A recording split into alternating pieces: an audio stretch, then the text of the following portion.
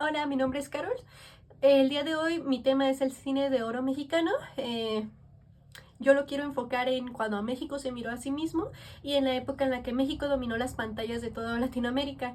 El cine no solamente entretenía, sino que construía una identidad nacional, y quiero platicar un poco de su contexto histórico de esa época y cómo impactó culturalmente tanto a México como nación, porque se dio a conocer internacionalmente, y en lo político.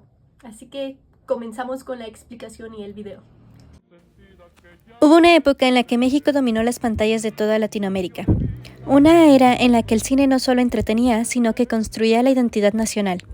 Esa fue la época de oro del cine mexicano, un momento en el que el arte, política y sociedad se unieron para definir cómo queríamos ser vistos como país.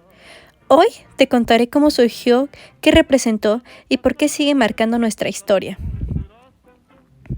El cine de oro mexicano nació entre los años 30 y 50, impulsado por tres factores clave: la estabilidad política tras la Revolución Mexicana, el deseo del Estado de unificar al país con una identidad mestiza y orgullosa, y la Segunda Guerra Mundial, que frenó la producción europea y permitió que México llenara las pantallas del mundo hispanohablante.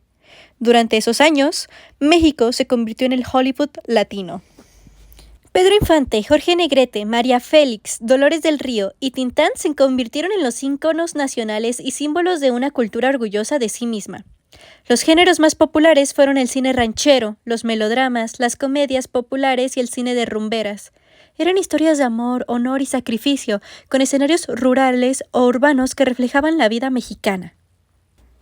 Pero detrás de las canciones y los amores imposibles había un trasfondo más profundo. Las películas del cine de oro fueron un espejo de los valores sociales del México post-revolucionario. La familia como refugio moral, el trabajo como virtud, la figura del charro como símbolo del hombre ideal y la mujer como pilar moral de la nación. El investigador Alejandro Graciela Rodríguez, en su estudio Las representaciones de la pobreza en la época de oro del cine mexicano 1940-1953, explica que la pobreza se mostraba como un tema sentimental más que político. El pobre era noble, feliz, pero nunca rebelde. Así, el cine ayudó a naturalizar las desigualdades mientras promovía un ideal de armonía nacional. El gobierno vio en el cine una poderosa herramienta ideológica. A través de las películas patrióticas, la investigadora Rosa Manuela Hernández García, se difundió el discurso de la unidad nacional y la mexicanidad promovida demuestra que hasta los carteles transmitían ideología.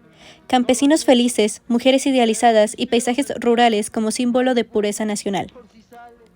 El cine así fue un instrumento político y cultural, un medio para legitimar la visión del México moderno y mestizo que el régimen postrevolucionario quería proyectar.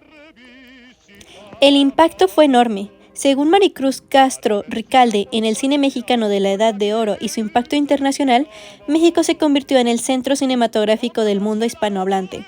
Nuestras películas se distribuían en toda América Latina y España, imponiendo modas, acentos y canciones. El cine fue también un motor económico, generó miles de empleos y fortaleció industrias culturales como la música y la radio.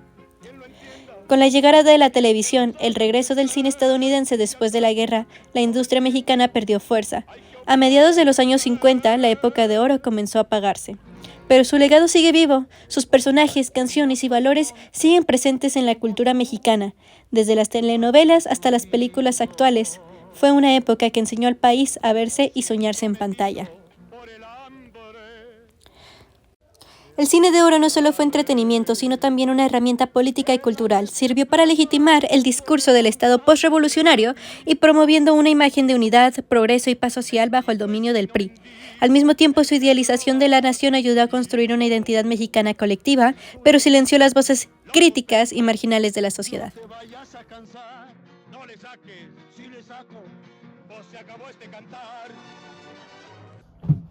El cine de oro mexicano no solamente marcó una etapa artística en esa época, sino que definió la identidad de una nación.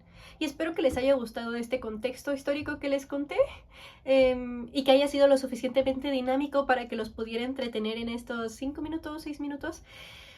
Como toda obra de su época, obviamente mezcló el arte, el poder y el contexto histórico que se vivía, y creo que sí nos pudo representar como mexicanos, nos dio una identidad en ese momento y también distraía a los mexicanos de esa época o a los latinoamericanos, porque esto fue internacional. Eh, Espero les haya gustado mucho el video. Con esto me despido, sería todo de mi parte.